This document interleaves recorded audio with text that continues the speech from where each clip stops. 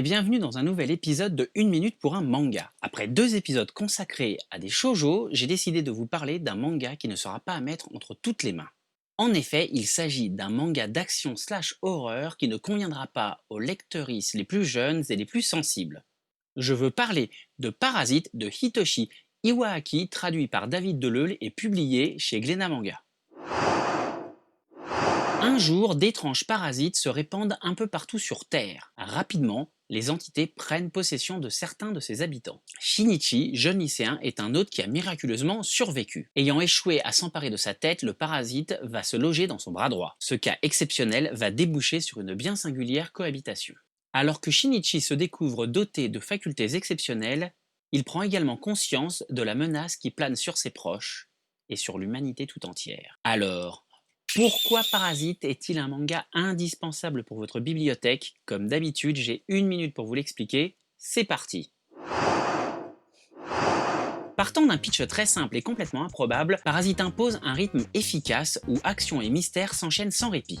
Comme Shinichi, nous découvrons cette menace venue d'ailleurs et leurs facultés exceptionnelles. En 10 tomes, Hitoshi Iwaaki nous offre un récit maîtrisé. Si son développement est relativement convenu, son histoire de départ surprenante et l'ambiance qu'il pose au fil des pages font de Parasite une franche réussite. Shinichi, hôte malgré lui, et Migi, le parasite qui a échoué, forment un tandem détonnant. Ensemble, ils doivent aussi bien régler des problèmes triviaux comme ne pas se faire remarquer en cours, que vitaux quand il s'agit de repérer un parasite belliqueux qui entend mettre fin à leur existence dérangeante. Ce qui amène entre eux des conversations pas piquées des hannetons. Parasite nous invite non seulement à réfléchir à la notion d'humanité, mais également à la place de l'homme sur cette planète et aux conséquences de ses actions sur celle-ci. Thématique galvaudée s'il en est de nos jours, mais rappelons que le manga date de 1988. Visuellement réussi après un premier volume qui tâtonne un peu, le manga offre des compositions époustouflantes. Et l'édition originale avec des pages couleurs que ressort en ce moment Glénat permet d'en profiter encore plus.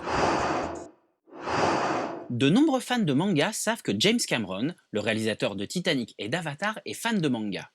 Il a entre autres acquis très tôt les droits pour adapter Gunm, le manga de Yukito Kishiro.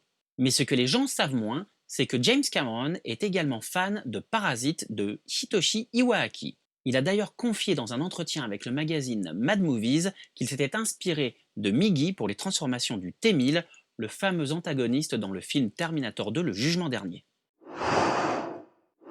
Bon bah ça c'est fait, il ne vous reste plus qu'à vous précipiter chez votre libraire pour commander les Parasites. Vous pouvez également jeter un coup d'œil à mon autre programme MVP, un talk show dans lequel je reçois tous les mois un professionnel du manga. Ce mois-ci je me suis entretenu avec les gens de chez manga.io, une nouvelle plateforme qui se veut le futur Netflix du manga. Moi je vous donne rendez-vous la semaine prochaine pour un nouveau manga indispensable, au menu Steel Ball Run de Hirohiko Araki. D'ici là, portez-vous bien, prenez soin de vous et surtout, lisez plein de mangas. Bye.